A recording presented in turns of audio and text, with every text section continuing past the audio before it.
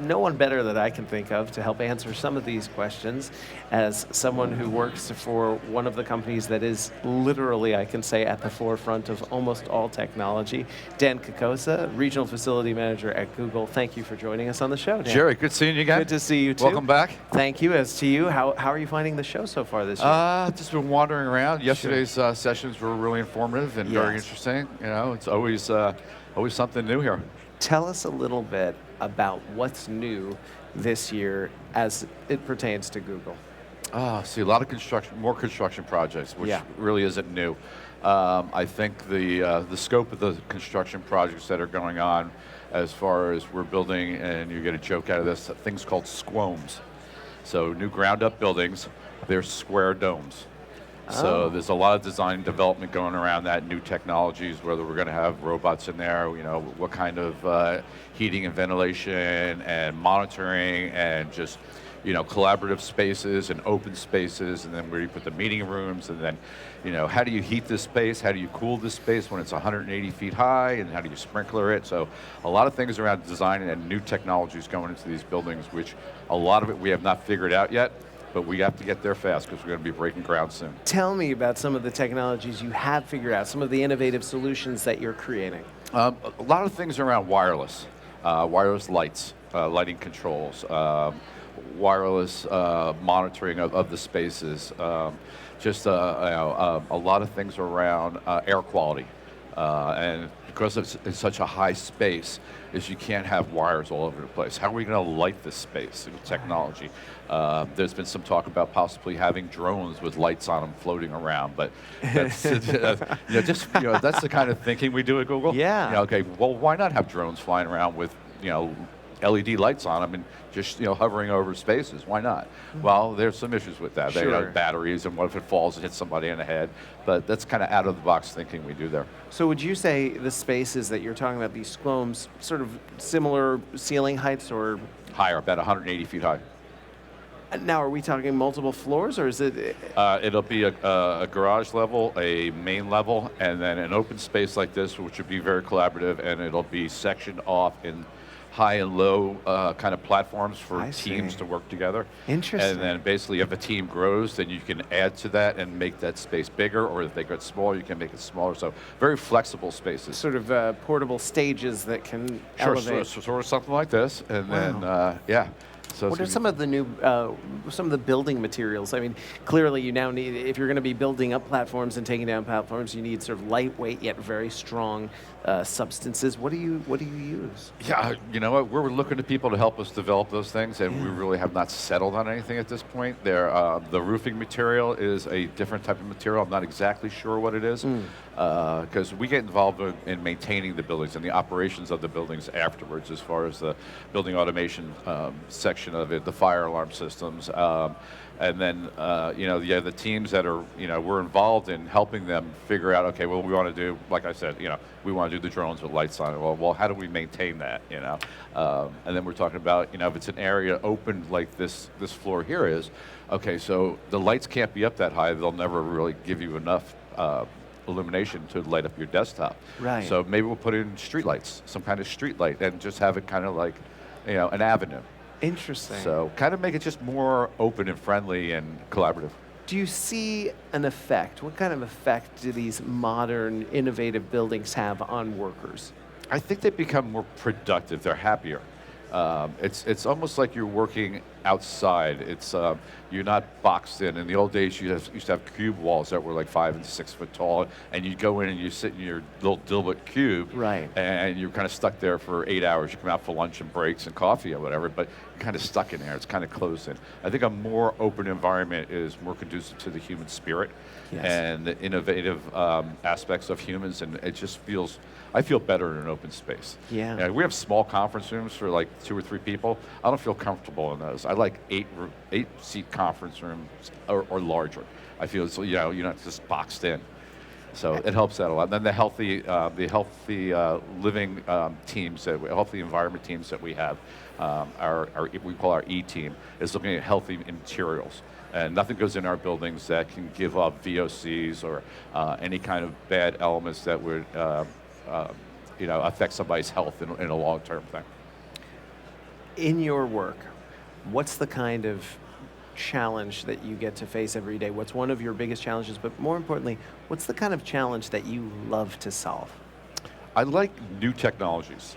So right now we have a building automation system that I started building 10 years ago, and it's 10 years old. It's probably, with technology moving as fast as this, it's probably 5 years past its life expectancy. Sure. So we're out there looking at new technologies, new devices that we can put in buildings that are more robust, have more memory, more CPU speed. Building automation systems have inherently been very slow. They probably will be for a long time to come, but there's no reason why the things that are gathering that data can't be fast. And when you need to pull something up that you want to see inside a building, it shouldn't be like that.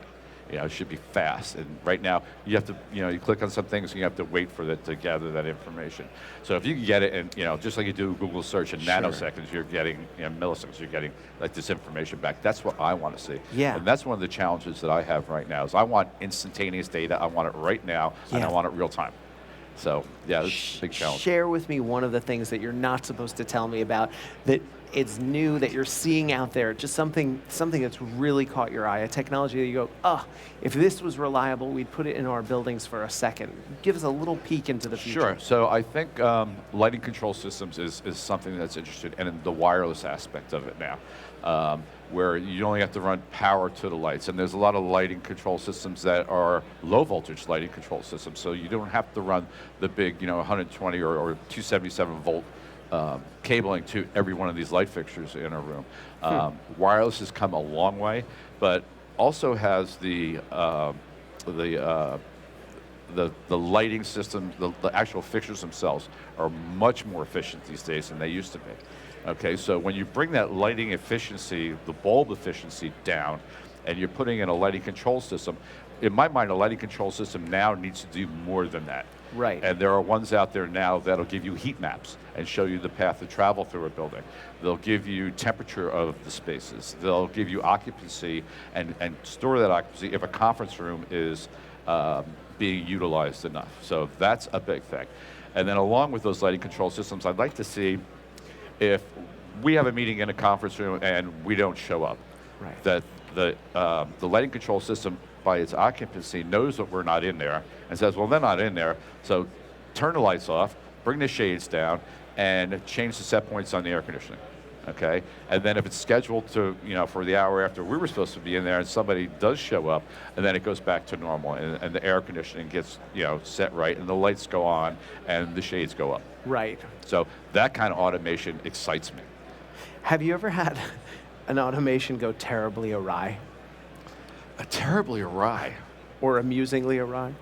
Well, we do, we don't just jump on technology, we do pilots. Yeah. And we do what we call a pilot. If it works out, we'll go to a limited deployment. And then if that works out, and it has to meet a lot of parameters to get from step 1 to step 2. Sure. And then we'll do a full deployment on our campus if it works out real well. So we do a lot of analytics around it before we spend a whole lot of money and energy and resources on it. Was there ever a pilot that you went, well, we definitely do not want to, this is a lots very of misguided idea? Absolutely, lots of them. Yeah. I can't speak of one off the top of my head, but a lot of companies will come in and say, hey, we've got this great widget, and we've got it in all these customers and everything, and we'll try it out and go, yeah, that's not going to work for us. Sorry. I really appreciate your time and effort, but yeah. 2 questions about lighting: Li-Fi, and also, have you heard about this Li-Fi? It's Wi-Fi, except instead of going through fiber, it's actually being communicated from light to sensor. Just something we've been starting to hear about. Also, do you think that the temperature color of light, really, a few years ago we heard a lot about, it's got to mimic sunlight. It's got to be like this. There has to be this much green and this much gray. Do you think that the color temperature of light makes as much a difference as people say it does? I tell you, just recently I went to a company up in the Bay Area here, and they have a large conference room, and they're doing that. And they had us sitting there, and they did the changing of the colors, and they said, this is what we do for early morning. This is what we do for this time of day. And actually, I felt it. Yeah. I did feel it. It was really weird. But, long-term effect, I don't know. But I absolutely enjoyed it. And we did some testing. Our ET team actually did testing of a small area in a building, and they tested it out. And they're coming out with their findings now. That'll be probably be on my desk sometime soon. But yeah, I kind of enjoyed it. It was weird, but I did enjoy it. I think human beings really do respond to things that, Yeah. that we don't necessarily notice on the surface, but those little things going on in the background, sounds, noises, colors. I particularly like the blue. Yeah. The light blue. It just made me feel good. I don't know what it is. It just made me feel good. What's the future for Google as far as facilities go? I think just lots of innovation and figuring out where it's going to go. I think things are moving a lot faster now. I think we talked last year, and I said, yeah, it just feels like things are moving fast. Right. Now I see it, and I see a lot of technology. Bringing Realcomm to Silicon Valley is a big step, because I think the people in Silicon Valley that are developing all these new technologies need to understand what's going on here and the end users' requirements and needs. And I think Silicon Valley will step up to the plate and just start building more things. And I'm looking forward to doing more pilots, testing more things. That's what I really enjoy. I like playing with things. I'm a kind of hands-on kind of guy. I like so turning that cool. screw and making this happen and that happen. Absolutely, Dan. Your enthusiasm for it is infectious. We love it too, or we wouldn't be in this business. And I thank you, and thank you for Google for being here. Appreciate Great. it. It's good seeing you again. You too. All Thanks right, so much. you.